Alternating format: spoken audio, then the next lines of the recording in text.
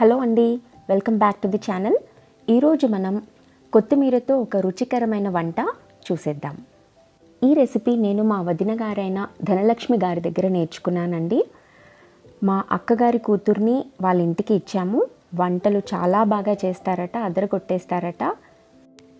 మరి ఈ రెసిపీ చేయడానికి మనకి కావలసిన పదార్థాలు: కొత్తిమీర, సన్నగా తరిగిన ఉల్లిపాయలు, స్లిట్ చేసి పెట్టుకున్న పచ్చిమిరపకాయలు, కాస్త శనగపిండి మరియు పసుపు, ఉప్పు.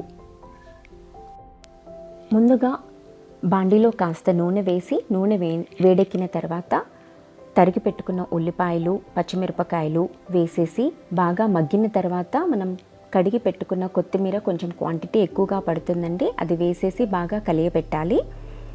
ఉడికిపోయింది అన్న స్టేజ్లో మనం కాస్త ఉప్పు, పసుపు వేసేసి మళ్ళీ ఒకసారి కలియపెట్టేసిన తర్వాత అప్పుడు మనం జల్లించి పెట్టుకున్న శనగపిండి అలా బాండీ మొత్తంగా అలా వేస్తూ బాగా కలపాలండి.